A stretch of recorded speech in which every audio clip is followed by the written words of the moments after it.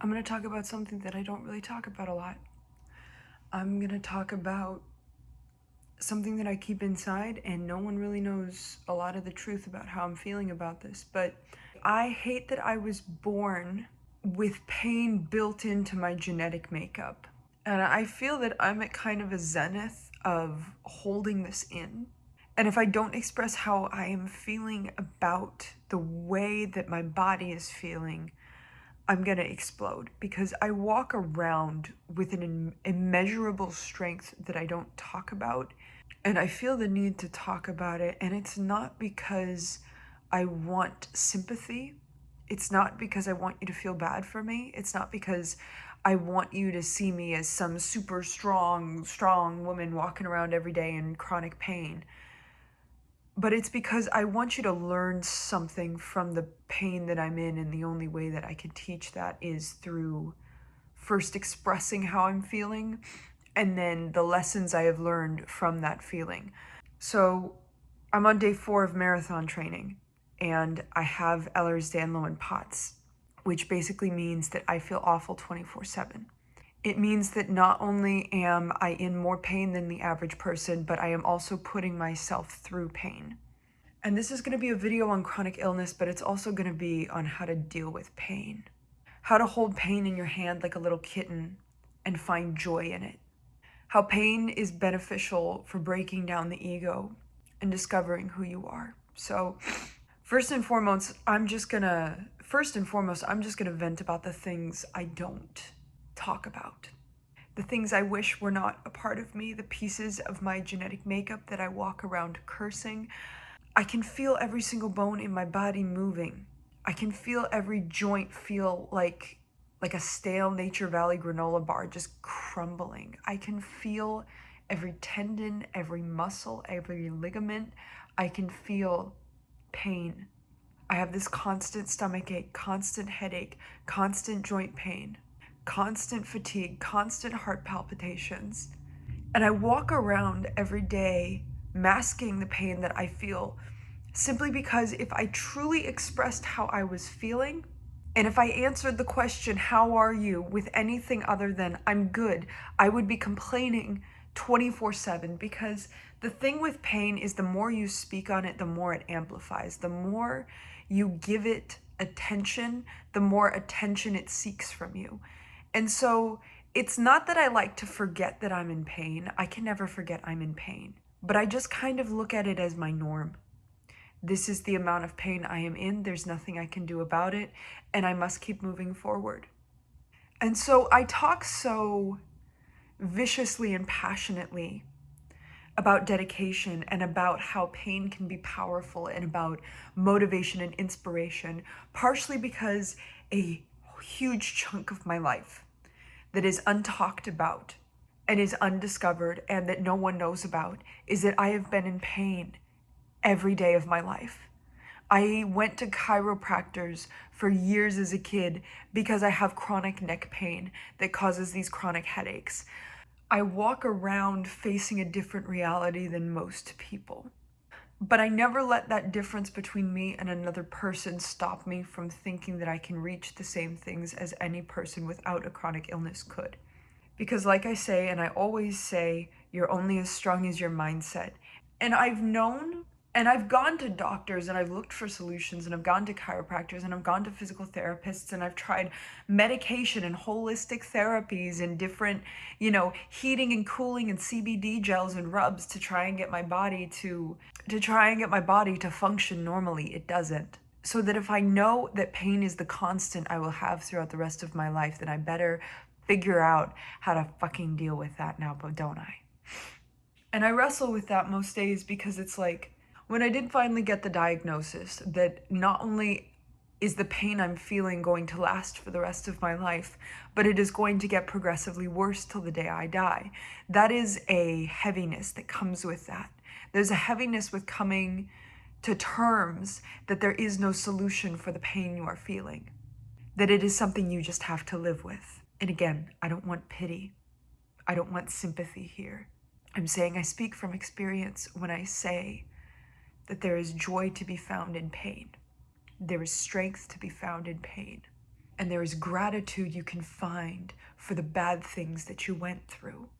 I know in the morning that when I wake up, by the time that I surrender back to the same bed, I will be in about 30 to 50 times more pain than when I woke up in. And if I already wake up in a significant amount of pain, then by the end of that day, everything will feel excruciating and there is nothing I can do. And it's kind of like walking into the ocean every single day and you do not know how to swim. And by the end of the day, you will most likely feel defeated and you will be crying. But you know what? You will have learned how to endure. My whole life, I have been a master of endurance, and it's probably why I find so much comfort in endurance training. It's probably why I'm becoming a runner right now. It's probably why I spent 9 years as a ballerina. It's probably why I find so much pleasure in athleticism and why I feel like myself when I am an athlete, because my whole life has just been a test of endurance, mental and physical endurance. And I gotta say, I am so blessed to have this pain because I've seen people turn mountains into molehills. I've seen people explode over the tiniest thing. And I look at them and I feel pity. I feel sad for them. Because if you are letting yourself get affected by the tiniest little things that happen in life, you are at the whimsy of whatever happens in your life. But if you learn how to breathe through the pain and move on like it didn't even touch you, that is how you become in control of life. That is how you continue forward to the future. That is when you can do whatever you want with life. You can truly be free when you are disciplined enough in your mind to not let life affect you. And I'm still trying to figure that out because it's like I'm already in this much pain. So sometimes things will just get to me.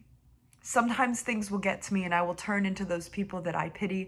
I will let life hit me and I will become completely obstructed by the storm. And one of the excuses I use is like, Bailey, you're already in this much pain. So obviously anything that comes on top of that is going to trigger you. It's going to make you feel bad. That is not an excuse and that is not a reason for me to be out of control of my emotions.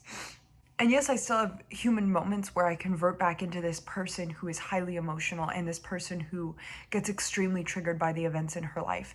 But I also know how to breathe through those moments and get on with my life, right? I am prone to anxiety and I am prone to emotions because I'm human. But I have skills in place because of the pain that I've been in that has taught me how to move forward. I have the strength I do because of the pain I endured. I have the mindset I do because of the pain I endured. Whether we want to believe it or not, the pain is where we grow. The suffering is where we grow. And if I am in constant suffering, then I'm the tallest sunflower out there. I am the widest tree. I'm the biggest rose. I have blossomed with all my petals because I have broken down every version of myself to evolve to a higher new being. And again, this is not coming from a place of ego. This is coming from a place of, to truly reach the depths of your humanity, you must suffer. And I should know I am a master of it. If, I swear to God, if someone had to live in my body for a fucking day, they would crack. I wish I could take the people in my life that have told me I am weak and could live in my body for a day because it is hell. Do not pity me. I say this because I need you to understand that I speak from experience when I say the things I do about pain and suffering.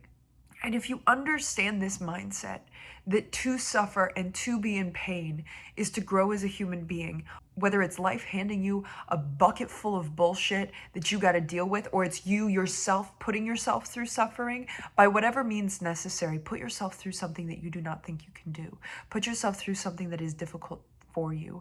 Try to become an expert at the things that you are bad at in this life, because as the fastest marathon runner in the entire world says, Eliud Kipchoge, only the disciplined ones in life are truly free. All of us know how to hold joy. None of us know how to hold pain. If you are undisciplined, you are a slave to your moods and passions. To find peace in pain is one of the best mindsets you can have. And if you aren't in pain, it's easy to find peace. But how do you find peace when you are in pain? Because here's the other thing about pain. Pain breaks down your ego. Each and every one of us has this identity inside of us. We have a soul inside of us, and then layered on top of that is our identity, who we perceive ourselves to be, who we think we are, who we hold ourselves to be in our minds. And the picture of who we have of ourselves in our minds is always false. It's always false. Whoever you think you are not. Whether you think you are the greatest or you think you are the worst, you think you're somewhere in the middle, that's not who you are at all. But when pain enters the picture, it destroys any sense of who this is.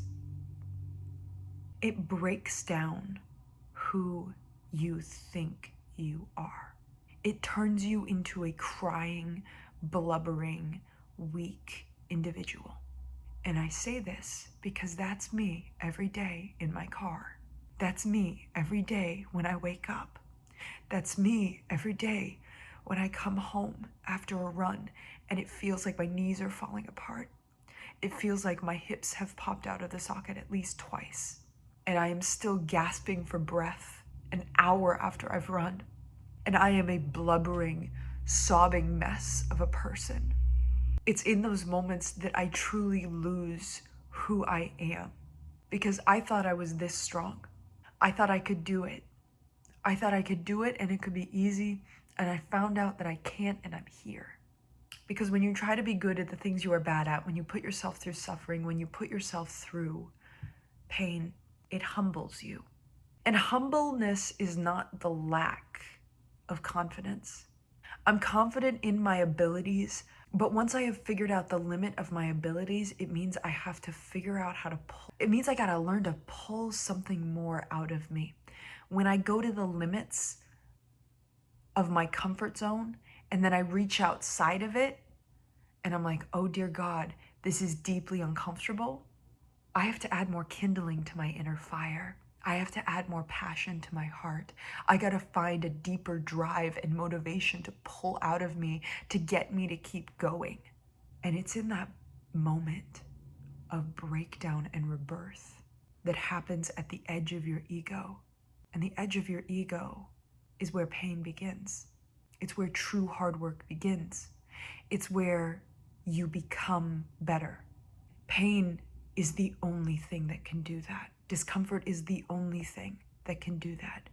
And I say this not because I want you to go out there and run 50 miles and end up with shin splints and destroy your body and destroy your mind, but because I need you to understand that pain is not a bad thing.